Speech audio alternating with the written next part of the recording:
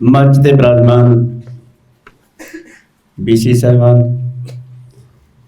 ते आगू साहिबान, दर्शक साथियों, विद्यार्थी बच्चों ते मेरी बहुत ही प्यारी बच्चियों,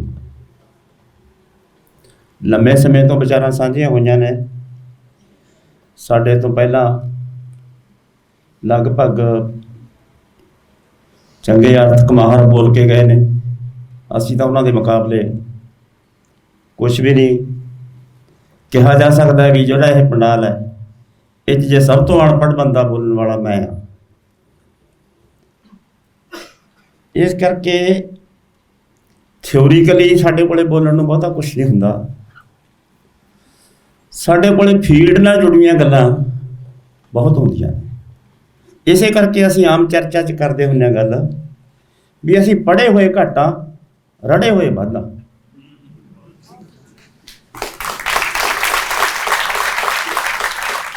साथियों ने गल्लां कीतियां ने दो तीन एजेंडियां ते, तीन कानून, खेती संकट ते अल्टरनेटिव यानी इहदा बदल। बहुत गंभीर गल्लां ने। जिहड़ा साडा अंदोलन खेती कानूनां ते चलदा है, लग सकदा होना किसी नूं भी इह खेती कानूनां दा संकट किसानां दा संकट है। मैनूं ये लग ही जाता है भी यह पूरे सिस्टम नूं बदलण दा संकट है। यह सियासी संकट है, कला आर्थिक संकट नहीं, कला समाजिक संकट नहीं है।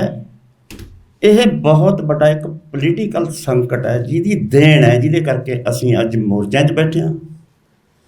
किसान खुदकुशियां करी जाते हैं, मजदूर बेरोजगार ने वो खुदकुशियां करी जाते हैं, स्टेटां सिर भी कर्जा है, केंद्र सिर भी कर्जा है तो किरतियां सिर भी कर्जा है। तो पैसा ये जाता किधर है, ये कमाई जाती किधर है। इस गल की पड़ताल च पै के सानू जदों इस गल का पता लगता भी हालत यह है तो किसी का भी घर च बह के चैन नाल सौ के रोटी खा के सौ जाना संभव नहीं होता। ये पीड़ा सानू लई फिरदी आ।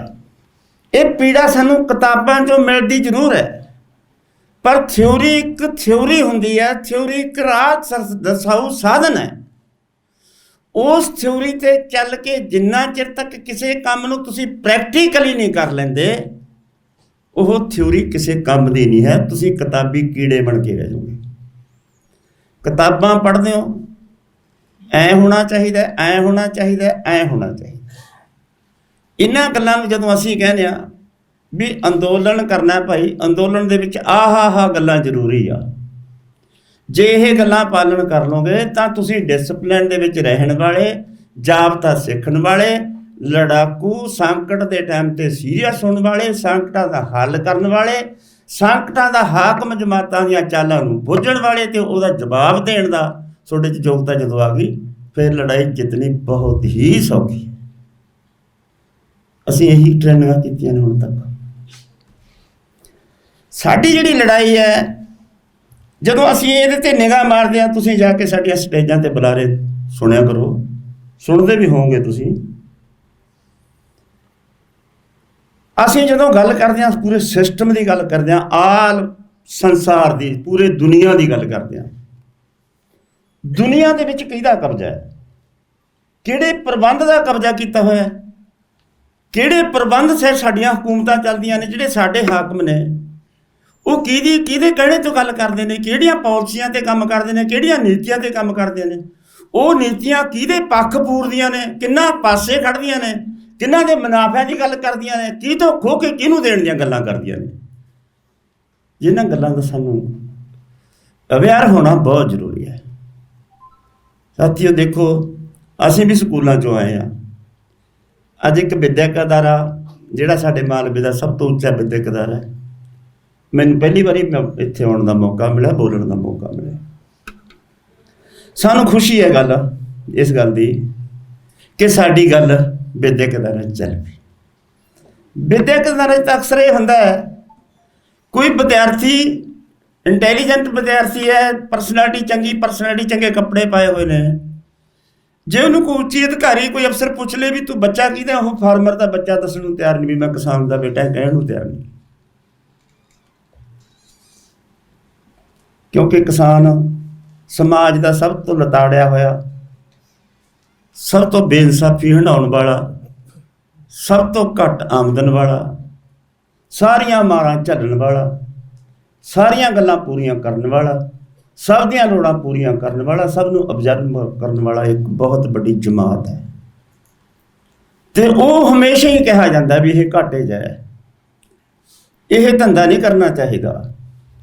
तुसीं जिन्ने बैठे हो, साडा विद्यार्थी वर्ग बैठा, पिछे साडे दर्शक साथी बैठे ने, सोडे चों कोई भी बच्चा आपदे बच्चे नूं खेती कराउण दी गल कदे भी नहीं करता। सोडे कोल जिन्नी मर्जी पैली होवे, सोडे कोल जिन्नी मर्जी जमीन होवे, सोडी कदे इच्छा नहीं होगी भी मेरा बच्चा मेरा मेरा जिहड़ा पुस्तां तो चलिया आउंदा धंधा उहनूं साਂਭੇ, मेरी विरासत नूं साਂਭੇ, मेरी विरासत नूं साਂਭ के रखे। ये कदे भी नहीं आउंदी, हमेशा ही ये गल्लां रहिंदियां ने, चाहे छोटी नौकरी कर ले, चाहे बड़ी नौकरी कर ले, भाई कोई नौकरी कर ले। इस करके खेती का ही एक दिखांत बन गया। हुण रौला यह है, मैं बड़ी लंबी जाती गल, मैं गल करनी चाहुंदा भी खेती संकट असल च की है, क्योंकि मैं कानूनां नूं इस तों बाद लैके आउंदा, सीरियल ही दूजी बनाउणा मैं। खेती संकट असल च कली ये नहीं भी वो कानून बन गया तो खेती संकट खड़ा हो गया। ये कानूनों तो पहला भी खेती तो संकट दे विच सी। खेती घाटे वाली है, खेती सिर कर्जा है, खुदकुशियां हो जांदियां ने। जानी खेती का सब तो बड़ा मुख कारण यह है भी खेती दे विच खेती करने वाले जिहड़े लोग ने, चलो आपां पंजाब दे विच बैठे हां, हिंदुस्तान की गल ना करिए, जानी पंजाब दे विच बैठे भी पंजाब दे विच जिहड़ी खेती करने वाली जमीन है 1 करोड़ 5 ਲੱਖ एकड़ जमीन है। 1 करोड़ 5 ਲੱਖ एकड़ जमीन दे विच असीं खेती करदे हां, ਉਹਦੇ 'ਚ बहुत बड़ा हिस्सा यह है भी ਜਿਹਦੇ ਕੋਲੇ खेती करन जोगी जमीन ही है नहीं। सब तो बड़ा संकट यह है ਜਿਹਦੇ ਕੋਲੇ खेती करन जोगी जमीन ही है नहीं, ਜਿਹਦੇ ਕੋਲੇ जमीन ही सारी 4 कनाल है, ਜਿਹਦੇ ਕੋਲੇ जमीन ही सारा 8 कनाल है, ਉਹਦਾ MSP बन दिओ, सरकारी खरीद कर लिओ, ਉਹਦੇ स्वामीनाथन ਦੀਆਂ रिपोर्टां लागू कर लिओ। ਉਹ जो की बचाओ की खाओ ਉਹਦੇ ਨਾਲ की गुजारा करूगा वो भाई। आ कर लो सारिया MSP रिपोर्ट लागू कर लो, ये सरकारी खरीद भी वो हो जाए, कानून भी वो लागू ना होना, उन्होंने 50% मुनाफा भी दे दो, वो की हल निकलूगा। यानी बेसिकली हल है ना, ये बेसिकली मुੱਢ हल है भी किसानों को खेती करन जोगी जमीन। इतने साथी कह के गए है, फिर किसानी कित्ते दे विचों बंदियां नूं कढ लो। हुण किसानी कित्ते चों बंदे कढ के लाउणे कित्थे है, वो भी कोई थां नहीं। हुण असीं कहने भी तुहाडे कोल जमीन पई है, तुसीं वो जमीन नूं उपजाऊ कर लो। वो कहणगे भी ਉਹਦੇ उपजाऊ करने वास्ते जिड्डी इन्वेस्टमेंट की लोड़ है, उन्ना पैसा नहीं है। हुण असीं दसदे हां भी एक बलारा साडा साथी दस के गया भी 10 करोड़ एकड़ जमीन इहो जी है जिहदे विच 40,000 करोड़ रुपया ला के उपजाऊ की जा सकदी। यानी 10 पंजाबां दी जमीन 40,000 करोड़ रुपये के नाल उपजाऊ की जा सकती है, तो वह किसानों उपज करने वास्ते दी जा सकती। किन्ने किसानों एडजस्ट हो सकते 10 पंजाब के किसानों च, यानी फिर कहते भी पैसा नहीं। हुण पैसा यह है भी ये एक रिपोर्ट है स्टेटस ऑफ जस्टिस की रिपोर्ट है भी हिंदुस्तान दे विच हर साल 75,000 करोड़ का टैक्स चोरी होता है। ये तो 44,000 करोड़ ही है। ये कदों नहीं भाई इन्हों तो टैक्स कदों नहीं वसूलिया जाता, ये टैक्स चोरी करते हैं। तो हिंदुस्तान की एक होर रिपोर्ट है भी हिंदुस्तान के 10 लाख परिवार इहो जाए, 14 लाख परिवार जिन्हों को 6 करोड़ एकड़ जमीन है। इन्नी जमीन उन्होंने की करनी भी एक परिवार में घट्टो घट्ट 10 हैक्टेयर जमीन आती है, 25 किले जमीन आती है। तो जी ये अणसामे वंड है जमीन की थोड़ा है जी, यह एक सब तो बड़ा संकट है किसानी का। दूजे संकट तो है ने जिमें खरीदनी ਜਾਂ ਮੰਡੀਕਰਨ कुदरती मारां पैंदियां ने, सबसिडियां नहीं, वो सारिया गल्लां हैगियां ने। यानी ये सब तो वड्डी जिहड़ी गल पई है ये पई है। ये थोड़ फिर जी खेती की थोड़ है जी वो पूरी किहने करनी है, वो तो सरकार ने करनी है ना। सरकार तो तुहाडे वास्ते सरकार तो सोच ही नहीं रही है। सरकार ने तो जिहड़े 3 कानून बनाए ने, वो कानून का कहत प्रचार तो यह हो रहा है ਵੀ ਅਸੀਂ ਖੇਤੀ ਦੀ ਆਮਦਨ ਦੁੱਗਣੀ ਕਰਨ ਵਾਸਤੇ ਇਹ ਕਾਨੂੰਨ ਬਣਾਏ ਨੇ ਤੇ ਕਿਸਾਨ ਇਹਨਾਂ ਦਾ ਖਾਮਖਾ ਵਿਰੋਧ ਕਰ ਰਹੇ ਨੇ। ਇੱਕ ਵੀ ਗੱਲ ਦੱਸ ਦੇਣ ਇਹ ਕਾਨੂੰਨਾਂ ਦੇ ਵਿੱਚ ਕੀ ਗੱਲ ਹੈ। ਜਾਣੀ ਅਸੀਂ ਜਿਹੜੀਆਂ 11 ਮੀਟਿੰਗਾਂ ਲਾਈਆਂ ਨੇ, 11 ਮੀਟਿੰਗਾਂ ਦੇ ਵਿੱਚ ਤੋਮਰ ਸਾਹਿਬ ਦੇ ਨਾਲ ਜਿਹੜਾ ਅਮਲਾ ਫੈਲਾ ਬੈਠਾ ਹੁੰਦਾ ਸੀ, ਇੱਕ ਵੀ ਸਾਡੀ ਗੱਲ ਦਾ ਜਵਾਬ ਨਹੀਂ ਦੇ ਸਕਿਆ। ਇੱਕ ਵੀ ਗੱਲ ਦਾ ਸਾਡੀ ਗੱਲ। ਅਸੀਂ ਉਹਨਾਂ ਨੂੰ ਕਿਹਾ ਵੀ ਇਹ ਦੱਸੋ ਤੁਸੀਂ ਜਿਹੜਾ ਜ਼ਰੂਰੀ ਵਸਤਾ ਐਕਟ ਬਣਾਇਆ ਉਹਦੇ ਵਿੱਚ ਪ੍ਰਾਈਵੇਟ ਪਲੇਅਰਾਂ ਨੂੰ ਛੁੱਟੀ ਦੇ ਦਿੱਤੀ ਜਿੰਨਾ ਮਰਜ਼ੀ ਮਾਲ ਖਰੀਦ ਲਓ। ਜਦੋਂ ਅਨਾਜ ਪ੍ਰਾਈਵੇਟ ਪਲੇਅਰਾਂ ਦੇ ਕੋਲੇ ਚਲਾ ਗਿਆ, ਪੈਰਲਲ ਨਵੀਂ ਮੰਡੀ ਖੋਲ ਲਈ ਤੁਸੀਂ, ਸਰਕਾਰੀ ਮੰਡੀ ਫੇਲ ਹੋ ਗਈ, ਤਾਂ ਪ੍ਰਾਈਵੇਟ ਪਲੇਅਰ ਕਿਸਾਨਾਂ ਨੂੰ 50 ਰੁਪਏ ਵੱਧ ਕੀਮਤ ਦੇ ਕੇ ਸਾਰਾ ਮਾਲ ਖਰੀਦ ਕੇ ਲੈ ਜਾਣਗੇ। ਜਦੋਂ ਸਰਕਾਰੀ ਖਰੀਦ ਹੀ ਨਾ ਹੋਈ ਤਾਂ ਸਰਕਾਰੀ ਗੋਦਾਮਾਂ ਦੇ ਵਿੱਚ ਵੀ ਮਾਲ ਨਹੀਂ ਹੋਣਾ, ਤਾਂ ਫਿਰ PDS ਲਾਗੂ ਹੋਊਗੀ, ਜਨਤਕ ਵੰਡ ਪ੍ਰਣਾਲੀ ਦਾ ਰਾਸ਼ਨ ਮਿਲੂਗਾ ਲੋਕਾਂ ਨੂੰ। ਕੀ ਇਹ ਅਨਾਜ ਸੁਰੱਖਿਆ ਦਾ ਮਸਲਾ ਨਾ ਬਣਿਆ ਬਈ? ਕੀ ਫਿਰ ਇਹ ਇਕੱਲੇ ਕਿਸਾਨਾਂ ਦਾ ਜਾਂ ਮਜ਼ਦੂਰਾਂ ਦਾ ਮਸਲਾ ਬਣ ਗਿਆ? ਇਹ ਸਾਰੇ ਲੋਕਾਂ ਦਾ ਮਸਲਾ ਨਾ ਬਣਿਆ? ਇਹ ਦੱਸੋ ਵੀ ਕਿਵੇਂ ਠੀਕ ਹੈ? ਸਰਕਾਰੀ ਇਹ ਜਿਹੜੀ ਤੁਸੀਂ ਇਹ ਕੰਮ ਕਰ ਰਹੇ ਹੋ, ਸੋਨੂੰ ਵੀ ਪਤਾ ਵੀ ਤੁਸੀਂ ਗਲਤ ਕਰ ਰਹੇ ਹੋ, ਇਹ ਸਾਨੂੰ ਵੀ ਪਤਾ ਵੀ ਤੁਸੀਂ ਗਲਤ ਕਰ ਰਹੇ ਹੋ, ਪਰ ਤੁਸੀਂ ਕਰ ਕੀ ਰਹੇ ਹੋ?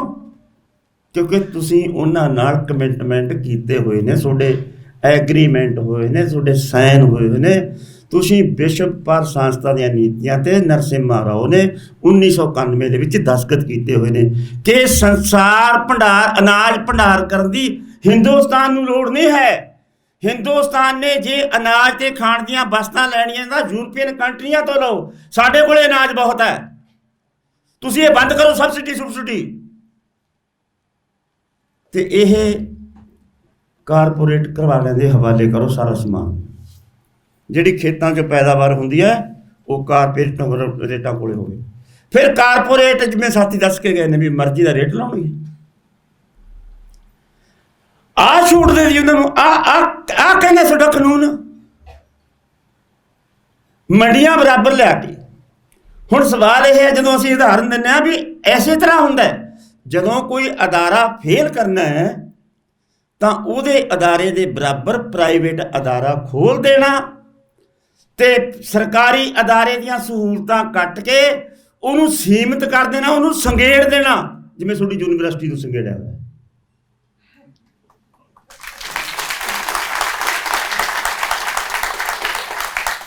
ਹੈ ਨਾ ਬਾਈ, ਸੰਗੇੜਿਆ ਹੋਇਆ ਨਾ। ਕੀ ਵਿੱਦਿਆ ਵੇਚਣ ਵਾਲੀ ਚੀਜ਼ ਹੈ? 150 ਕਰੋੜ ਰੁਪਏ ਦੇ ਘਾਟੇ 'ਚ। ਮਾਲਵੇ ਦੀ ਮਸ਼ਹੂਰ ਯੂਨੀਵਰਸਿਟੀ 150 ਰੁਪਏ ਘਾਟੇ 'ਚ। ਸਰਕਾਰ ਕੋਲ 150 ਰੁਪਇਆ 150 ਕਰੋੜ ਰੁਪਈਆ ਨਹੀਂ ਹੈ ਯੂਨੀਵਰਸਿਟੀ ਨੂੰ ਦੇਣ ਵਾਸਤੇ। ਇਸ ਤਰ੍ਹਾਂ ਉਹਨਾਂ ਨੇ ਸੰਗੇੜ ਕੇ ਪ੍ਰਾਈਵੇਟ ਸੈਕਟਰ ਨੂੰ ਉਤਸ਼ਾਹਿਤ ਕਰਕੇ ਮਨਮਾਨੀ ਕਰਨੀ ਹੈ। ਹੁਣ ਇੱਥੇ ਆਏ ਕਹਿੰਦਾ ਵੀ ਮੋਦੀ ਦਾ ਤੁਸੀਂ ਸਟੇਟਮੈਂਟ ਪੜ੍ਹੀ ਹੋਣੀ ਹੈ ਕਿ ਤੁਸੀਂ ਤਿੰਨੇ ਕਾਨੂੰਨਾਂ ਦੇ ਵਿੱਚ ਕੋਈ ਇੱਕ ਲਾਈਨ ਦਿਖਾ ਦਿਓ ਜਿਹੜੀ ਇਹ ਕਹਿੰਦੀ ਹੋਵੇ ਵੀ ਅਸੀਂ ਕਿਸਾਨਾਂ ਦੀਆਂ ਜ਼ਮੀਨਾਂ ਲਵਾਂਗੇ। ਮੈਨੂੰ ਇਹ ਦੱਸੋ ਭਰਾਓ, ਜਦੋਂ ਪ੍ਰਾਈਵੇਟ ਸਕੂਲਾਂ ਨੂੰ ਮਾਨਤਾ ਦਿੱਤੀ ਹੈ ਉਦੋਂ ਕਿਸੇ ਸਰਕੂਲਰ ਦੇ ਵਿੱਚ ਇਹ ਲਿਖਿਆ ਹੋਇਆ ਸੀ ਵੀ ਅਸੀਂ ਸਰਕਾਰੀ ਸਕੂਲ ਬੰਦ ਕਰਾਂਗੇ? ਕਿਤੇ ਨਹੀਂ ਲਿਖੀ ਹੋਈ ਲਾਈਨ। ਤਾਂ ਇਹਦਾ ਅੰਡਰਸਟੈਂਡ ਹੀ ਹੈ, ਇਹ ਲਿਖਣ ਦੀ ਕੀ ਲੋੜ ਹੈ?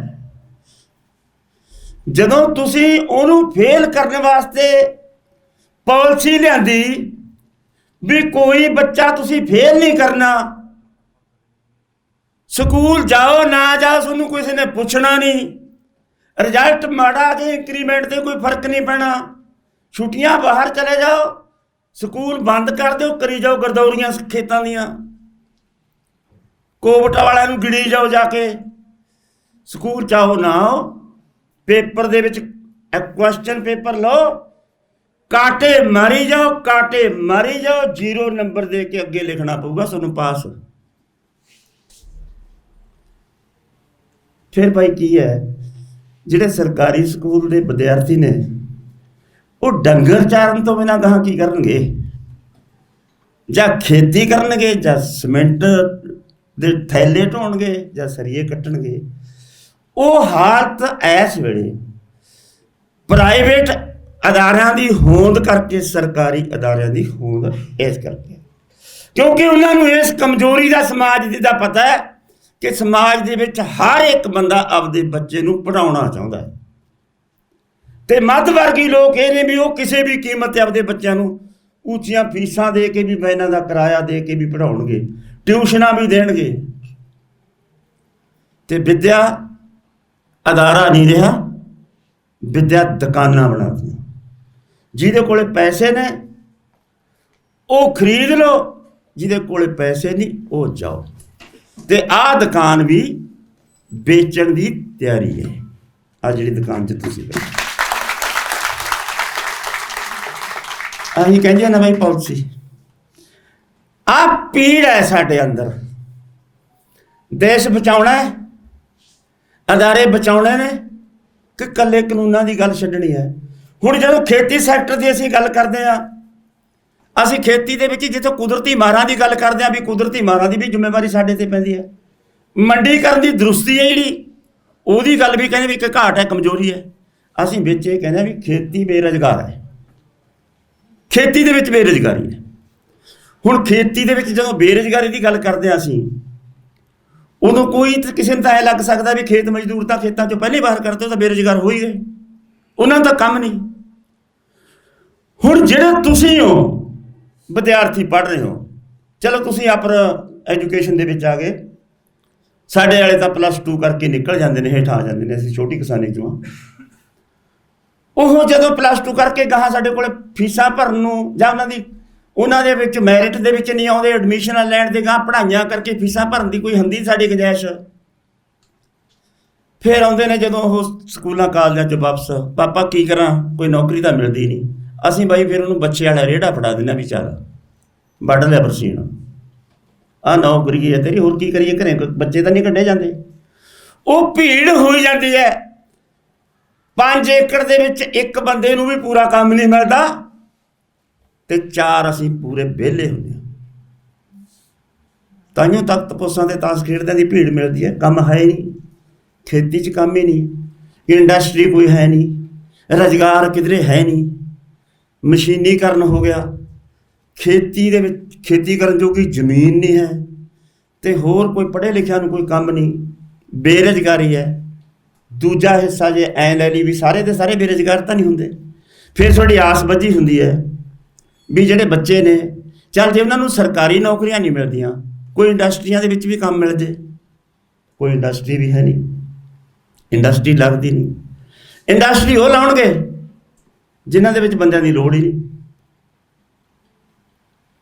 ਜਿਨ੍ਹਾਂ ਦੇ ਵਿੱਚ ਹਰ ਰੋਜ਼, ਹੁਣ ਮੈਂ ਉਦਾਹਰਨ ਦੇਣੀ ਚਾਹੁੰਦਾ ਤੁਹਾਨੂੰ, ਵੈਸੇ ਇੱਥੇ ਪੈਪਸੀ ਜਦੋਂ ਲੱਗੀ ਹੈ ਬਹੁਤ ਸਾਲ ਪਹਿਲਾਂ, ਚੰਨੋ ਫੈਕਟਰੀ ਲੱਗੀ ਹੈ ਪੈਪਸੀ ਦੀ, ਉਹਦੀ ਉਦਾਹਰਨ ਦੇਣਾ ਚਾਹੁੰਦਾ। ਉਹਨਾਂ ਦੇ ਵਿੱਚ ਵੈਸੇ ਤਾਂ ਬਹੁਤ ਬੱਚੇ ਰੱਖੇ ਸੀ, ਲੋਕਲ ਬੱਚੇ ਵੀ ਰੱਖੇ ਸੀ ਉਹਨਾਂ ਨੇ।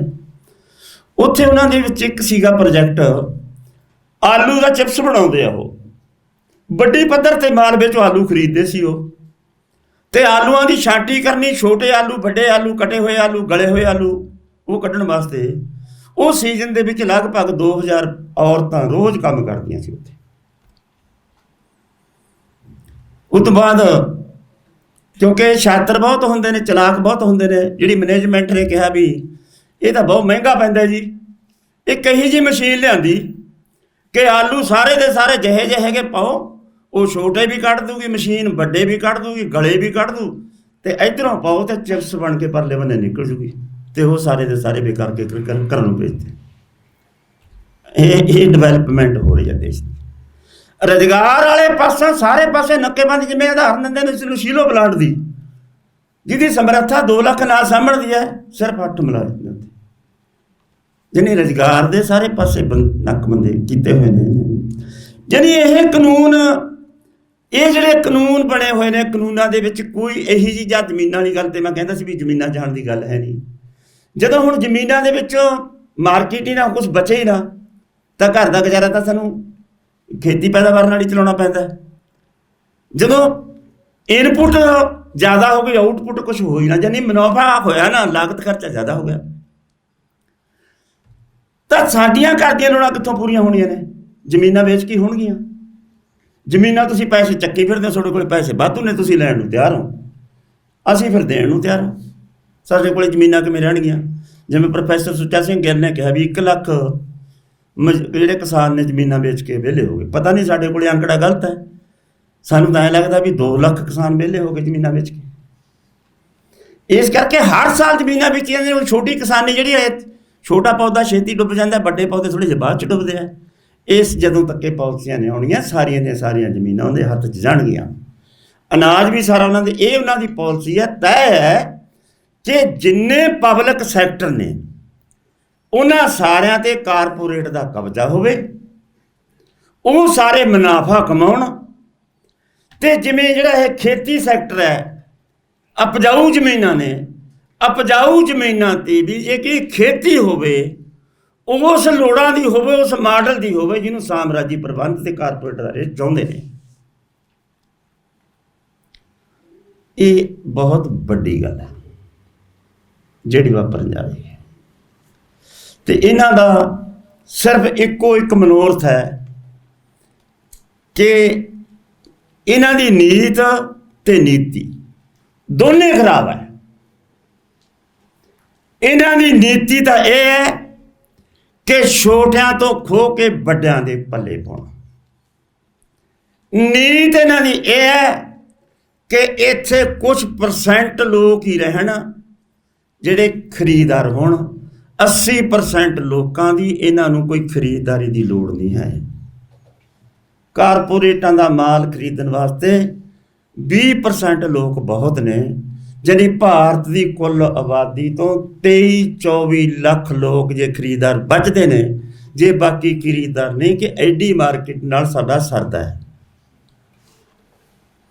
ਇਹਦਾ ਮਤਲਬ ਇਹ ਕਿ ਗਹਿਰੇ ਆਰਥਿਕ ਸੰਕਟ ਦੇ ਵਿੱਚੋਂ ਦੀ ਸਾਨੂੰ ਲਿਆਉਣਾ ਚਾਹੁੰਦੇ ਨੇ। ਸਾਰਾ ਕੁਝ ਖੋਹ ਕੇ ਕਾਰਪੋਰੇਟਾਂ ਨੂੰ ਦੇਣਾ ਚਾਹੁੰਦੇ ਨੇ। ਫਿਰ ਇਹ ਖੁਦਗਰਜੀ ਵਾਲਾ ਜੀਵਨ ਜਿਉਂਗੇ ਕਰੋਗੇ ਕੀ ਬਾਈ? ਠੀਕ ਹੈ, ਤੁਹਾਡੇ 'ਚੋਂ ਨੌਕਰੀਆਂ ਕਰਦੇ ਹੋਣਗੇ, ਕੁਛ ਆਪਦੇ ਬੱਚੇ ਪਾਲਦੇ ਹੋਣਗੇ, ਪਰ ਅੱਗੇ ਬੱਚਿਆਂ ਵਾਸਤੇ ਤਾਂ ਭਵਿੱਖ ਆਉਣਾ ਹੈ।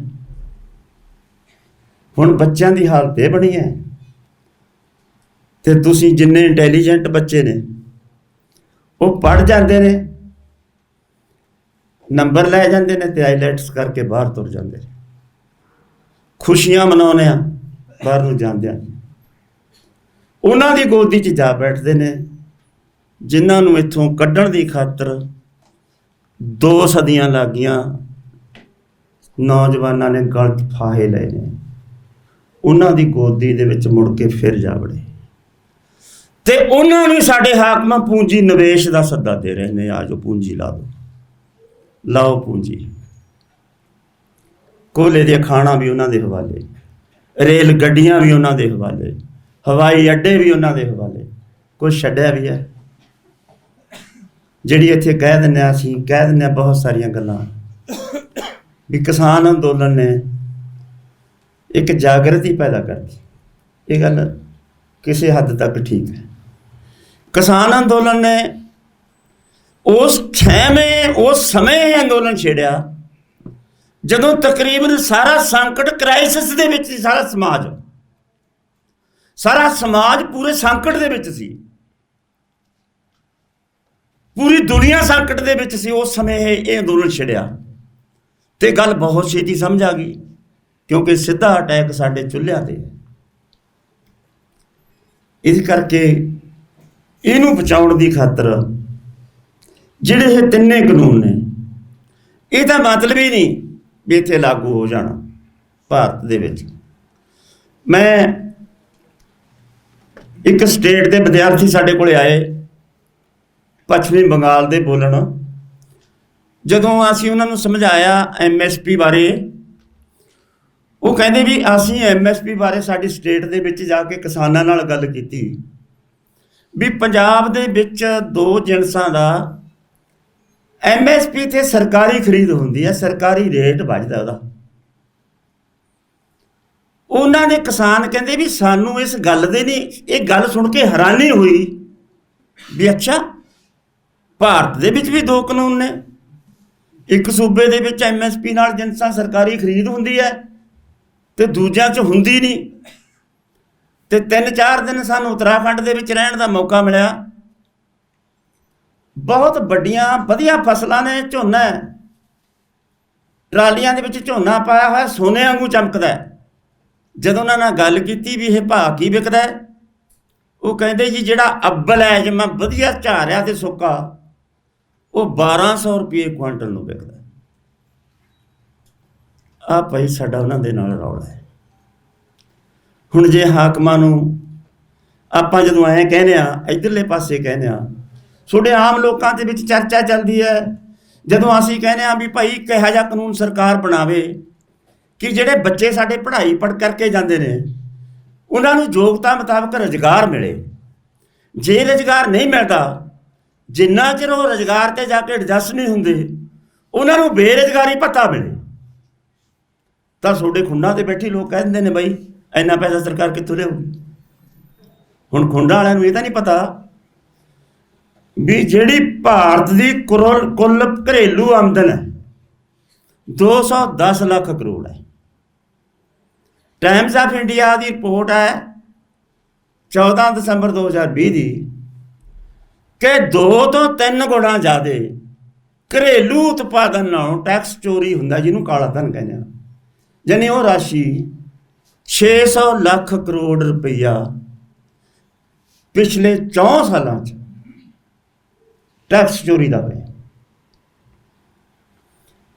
ਤੇ ਇਸੇ ਭਾਰਤ ਦੀ ਸਰਕਾਰ ਨੇ 35 ਲੱਖ ਕਰੋੜ ਰੁਪਈਆ ਬੈਂਕਾਂ ਤੋਂ ਲਿਆ ਹੋਇਆ ਕਰਜ਼ਾ ਕਾਰਪੋਰੇਟਾਂ ਦਾ। 17-18 ਤੋਂ ਲੈ ਕੇ 20-21 ਤੱਕ ਰਾਈਟ ਆਫ ਕੀਤਾ ਹੈ ਵੱਡੇ ਕਾਰਪੋਰੇਟਾਂ ਦਾ। ਇਹ ਪੈਸਾ ਬਈ ਉਹਨਾਂ ਕੋਲ ਕਿੱਥੋਂ ਆ ਗਿਆ? ਸਾਡੇ ਵਾਸਤੇ ਲਾਉਣ ਵਾਸਤੇ ਪੈਸਾ ਨਹੀਂ, ਸਾਡੇ ਬੱਚਿਆਂ ਵਾਸਤੇ ਕਾਨੂੰਨ ਨਹੀਂ ਹੈ, ਸਾਡੇ ਵਾਸਤੇ ਕੰਮ ਕਰਨ ਦੀ ਕੋਈ ਉਮਰ ਦੀ ਸੀਮਾ ਹੀ ਨਹੀਂ ਹੈ। ਅਸੀਂ 90 ਸਾਲ ਦੇ ਹਾਂ ਤਾਂ ਵੀ ਖਾਲ ਖੁਰਚੀ ਜਾਈਏ। ਮਜ਼ਦੂਰ ਚਾਹੇ 80-100 ਸਾਲ ਦਾ ਹੋ ਜਾਏ ਤਾਂ ਵੀ ਇੱਟਾਂ ਢੋਈ ਜਾਵੇ। ਤੇ ਸਾਡੇ ਵਾਸਤੇ ਕਿਉਂ ਨਹੀਂ ਸੀਮਾ, ਜਦੋਂ ਭਾਰਤ ਦੇ ਵਿੱਚ ਲਿਖਿਆ ਹੋਇਆ ਵੀ 60 ਸਾਲ ਤੋਂ ਬਾਅਦ ਬੰਦਾ ਕੰਮ ਕਰਨ ਦੇ ਯੋਗ ਨਹੀਂ ਰਹਿੰਦਾ। ਕਿਉਂ ਬਈ? ਅਸੀਂ ਸੇਵਾ ਨਹੀਂ ਕਰਦੇ? ਸਭ ਤੋਂ ਵੱਡੀ ਸੇਵਾ ਤਾਂ ਅਸੀਂ ਕਰਦੇ ਹਾਂ, ਪੈਦਾ ਕਰਕੇ ਤੁਹਾਡੇ ਮੂਹਰੇ ਧਰ ਦਿੰਦੇ ਹਾਂ। ਸਾਡੀ ਪੈਦਾ ਹੋਈ ਕੀਤੀ ਚੀਜ਼ ਦਾ ਰੇਟ ਵੀ ਤੁਹਾਡੇ ਹੱਥ 'ਚ ਹੈ, ਜਿਹੜੀ ਅਸੀਂ ਖਰੀਦ ਕੇ ਖੇਤੀ 'ਚ ਲਾਉਣੀ ਆ ਉਹ ਵੀ ਤੁਹਾਡੇ ਹੱਥ 'ਚ ਹੈ। ਮੁਨਾਫਾ ਕਿਵੇਂ ਹੋਊਗਾ ਬਈ ਸਾਨੂੰ? ਜਦੋਂ ਅਸੀਂ ਗੱਲ ਕਰਦੇ ਹਾਂ ਕਦੇ ਕਿਸੇ ਬੰਦਿਆਂ ਨਾਲ ਗੱਲ ਕਰਦੇ ਹਾਂ ਵੀ ਯਾਰ ਜਿਨਸਾਂ ਦੇ ਰੇਟ ਇੰਨੇ ਹੋਣੇ ਚਾਹੀਦੇ ਆ, ਫਿਰ ਗੱਲ ਉੱਠ ਖੜਦੀ ਆ ਵੀ ਯਾਰ ਫਿਰ ਗਰੀਬ ਆਦਮੀ ਕੀ ਕਰਨਗੇ ਜੇ ਤੁਸੀਂ ਜਿਨਸਾਂ ਦੇ ਰੇਟ ਇੰਨੇ ਮੰਗਦੇ। ਬਿਲਕੁਲ ਗੱਲ ਤੁਹਾਡੀ ਵਾਜਬ ਹੈ। ਅਸੀਂ ਕਹਿੰਦੇ ਹਾਂ ਵੀ ਜਿਨਸਾਂ ਦੇ ਰੇਟ ਉੱਚੇ ਨਾ ਕਰੋ, ਸਾਡੀ ਖੇਤੀ ਮੁਨਾਫੇ ਵਾਲੀ ਬਣਾ ਦਿਓ। ਹੁਣ ਖੇਤੀ ਮੁਨਾਫੇ ਵਾਲੀ ਕਿਵੇਂ ਬਣਦੀ ਹੈ? ਲਾਗਤ ਖਰਚੇ ਘਟਾ ਦਿਓ। ਲਾਗਤ ਖਰਚੇ ਭਲਾ ਕਿਹਦੇ ਘਟਣ ਨਾਲ ਕਿਹਨੂੰ ਫਰਕ ਪਊਗਾ? ਜਿਹੜਾ ਖਾਦਾਂ ਬਣਾਉਂਦਾ, ਜਿਹੜਾ ਟਰੈਕਟਰ ਬਣਾਉਂਦਾ, ਜਿਹੜਾ ਕੀੜੇ ਮਾਰ ਦਵਾਈਆਂ ਬਣਾਉਂਦਾ, ਰੇਹਾਂ ਸਪਰੇਹਾਂ ਬਣਾਉਂਦਾ, ਜ਼ਮੀਨਾਂ ਦੇ ਠੇਕੇ ਘਟਾ ਦਿਓ, ਟਰੈਕਟਰਾਂ ਦੀ ਕੀਮਤ ਘਟਾ ਦਿਓ, ਹਸਪਤਾਲਾਂ ਦੀ ਫੀਸ ਘਟਾ ਦਿਓ, ਸਕੂਲਾਂ ਦੀ ਫੀਸ ਘਟਾ ਦਿਓ। ਜਿੰਨੀਆਂ ਚੀਜ਼ਾਂ ਅਸੀਂ ਵਰਤਦੇ ਹਾਂ ਉਹਨਾਂ ਦੇ ਰੇਟ ਘਟਾ ਦਿਓ, ਉਹਨਾਂ ਦੇ ਕਰ ਦਿਓ। ਇਹ ਲਾਗਤ ਖਰਚਾ ਘਟ ਗਿਆ। ਚਾਹੇ ਬਾਈ ਕਣਕ ਤਾਂ 1000 ਨੂੰ ਖਰੀਦ ਲਿਓ, ਸਾਨੂੰ ਤਾਂ 50% ਮੁਨਾਫਾ ਹੋਣਾ ਚਾਹੀਦਾ, ਵੇਚ ਦਿਆਂਗੇ। ਕਦੇ ਕੋਈ ਵੀ ਇਹ ਗੱਲ ਹੁੰਦੀ ਹੈ ਵੀ ਅਸੀਂ 50 ਰੁਪਏ ਕਣਕ ਦੇ ਵਧਾਤੇ ਤਾਂ 100 ਰੁਪਇਆ ਝੋਨੇ ਦਾ ਵਧਾਤਾ, ਲਾਈ ਜਾਓ 70 ਨਾਲ ਪਾ। ਇਹ ਸਾਡਾ 100 ਰੁਪਇਆ ਵਧਾ ਕੇ ਸਾਤੋਂ ਦਸਤਖਤ ਕਰਵਾ ਲੈਣੇ ਵੀ ਕਾਰਪੋਰੇਟ ਜਿੰਨਾ ਮਰਜ਼ੀ ਵਧਾ ਲਵੇ। ਇਹਨੂੰ ਨੱਥ ਕਦੋਂ ਪਾਉਂਗੇ? ਆ ਜੇ ਹੁਣੀ ਇਹ ਗੱਲਾਂ ਆਉਣ। ਹੁਣ ਭਾਰਤ ਦੇ ਵਿੱਚ ਤੇਲ ਤੇ ਡੀਜ਼ਲ ਦੀਆਂ ਕੀਮਤਾਂ ਕੀ ਨੇ? ਕੋਈ ਪੁੱਛਣ ਵਾਲੀ ਨਹੀਂ। ਜਿਹਨੇ ਦੂਜੇ ਮੁਲਕ ਨੇ ਜਿਹੜੇ ਵਿਕਸਿਤ ਰੀਸ ਕਰਦੇ ਨੇ ਵਿਕਸਿਤ ਮੁਲਕਾਂ ਦੀ, ਉਹਨਾਂ ਵਰਗੀ ਮਾਰਕੀਟ ਹੋਵੇ, ਉਹਨਾਂ ਵਰਗੀ ਇੰਡਸਟਰੀ ਹੋਵੇ, ਉਹਨਾਂ ਵਾਂਗੂ ਕੰਮ ਹੋਵੇ, ਤਾਂ ਦੂਜੀ ਰੀਸ ਵੀ ਕਰ ਲਓ ਨਾ ਭਾਈ। ਅਮਰੀਕਾ ਦੇ ਵਿੱਚ ਤਾਂ ਡੀਜ਼ਲ ਤੇ ਪੈਟਰੋਲ ਤੇ 60% ਟੈਕਸ ਹੈ ਤੇ ਭਾਰਤ ਦੇ ਵਿੱਚ 260% ਟੈਕਸ ਹੈ। ਆਹ ਰੀਸ ਕਾਹਤੋਂ ਨਹੀਂ ਹੁੰਦੀ? ਇਸ ਕਰਕੇ ਸਾਥੀਓ, ਵੱਡੀ ਲੜਾਈ ਹੈ ਇਹ। ਵੱਡੀ ਲੜਾਈ ਕੱਲੀਆਂ ਕਿਤਾਬਾਂ ਪੜ੍ਹੇ ਤੋਂ ਨਹੀਂ ਲੜੀ ਜਾਂਦੀ। ਇਹ ਵੱਡੀ ਲੜਾਈ ਦਾ ਬੇਸ ਹੀ ਐਜੂਕੇਸ਼ਨ ਅਦਾਰੇ। ਕਿਸੇ ਸਬਜੈਕਟ ਦੇ ਵਿੱਚ, ਕਿਸੇ ਲੇਖ ਦੇ ਵਿੱਚ ਤੁਹਾਨੂੰ ਆਏ ਨਹੀਂ ਕਿਸੇ ਪ੍ਰਿੰਸੀਪਲ ਨੇ ਕਹਿਣਾ ਕਿ ਤੁਸੀਂ ਸਾਥੀਓ ਇੱਕ ਲੇਖ ਲਿਖ ਕੇ ਆਓ ਕਿ ਗਰੀਬ ਤੇ ਅਮੀਰ ਇਹ ਕੀ ਚੀਜ਼ ਹੈ, ਇੱਥੇ ਗਰੀਬ ਤੇ ਅਮੀਰ ਕਿਉਂ ਨੇ, ਗਰੀਬ ਦੀ ਬਣਤਰ ਕੀ ਹੈ, ਅਮੀਰ ਦੀ ਬਣਤਰ ਕੀ ਹੈ, ਕਿ ਅਮੀਰ ਦੇ 10 ਹੱਥ ਲੱਗੇ ਹੋਏ ਆ, 5 ਮੂੰਹ ਹੈ। ਡੈਫੀਨੇਸ਼ਨ ਦਿਓ ਵੀ ਅਮੀਰ ਕਿਉਂ ਹੈ, ਉਹ ਗਰੀਬ ਕਿਉਂ ਹੈ, ਸਵਾਲ ਕੱਢੋ। ਇਹ ਗਰੀਬੀ ਅਮੀਰ ਦਾ ਸਵਾਲ ਉੱਠਿਆ ਕਿਉਂ ਹੈ, ਸਵਾਲ ਕੱਢੋ। ਇਹ ਜਾਤਾਂ ਪਾਤਾਂ ਦਾ ਸਵਾਲ ਉੱਠਿਆ ਕਿਉਂ ਹੈ, ਸਵਾਲ ਕੱਢੋ। ਇਹ ਸਮਾਜ ਦੇ ਵਿੱਚ 2 ਕਿਸਮ ਦੇ ਲੋਕ ਕਿਉਂ ਨੇ, ਇਹ ਸਵਾਲ ਕੱਢੋ। ਜੇ ਤੁਹਾਡੇ ਕੋਲ ਇਹ ਸਵਾਲ ਹੈ ਬਾਈ, ਤਾਂ ਸਮਝ ਲਓ ਇਤਿਹਾਸਕ ਦਾ ਵਰਕਾ ਫੋਲਿਆ ਗਿਆ।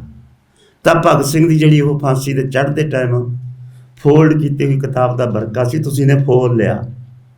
ਉਹਨੇ ਦੱਸਣਾ ਵੀ ਕਿਵੇਂ ਗਰੀਬੀ ਅਮੀਰੀ ਦੇ ਕਿਵੇਂ ਲੋਕ ਜੰਮਦੇ ਨੇ ਤੇ ਲੋਕਾਂ ਦਾ ਅਧਿਕਾਰ ਕੀ ਹੁੰਦਾ ਹੈ, ਕਹੀ ਜਿਹੀ ਮਨੁੱਖਤਾ ਹੋਵੇ, ਕਹੇ ਜਿਹੇ ਲੋਕ ਹੋਣ, ਕਿਹਾ ਜਿਹਾ ਸਮਾਜ ਹੋਵੇ, ਕਹੇ ਜਿਹੇ ਪੋਲੀਟੀਕਲ ਲੋਕ ਹੋਣ, ਕਿਹੜੀ ਪਾਲਿਸੀ ਹੋਵੇ ਜਿਹੜੀ ਪਾੜੇ ਨੂੰ ਖਤਮ ਕਰਕੇ ਇੱਥੇ ਸਭ ਦੇ ਘਰਾਂ ਦੇ ਵਿੱਚ ਚਾਨਣ ਕਰਦੀ ਹੋਵੇ। ਅਸੀਂ ਇਹੋ ਜਿਹੇ ਸਮਾਜ ਦੀ ਮੰਗ ਕਰਦੇ ਹਾਂ। ਆਹੀ ਅਲਟਰਨੇਟਿਵ ਹੈ ਸਾਡੀਆਂ ਸਮੱਸਿਆਵਾਂ ਦਾ। ਧੰਨਵਾਦ।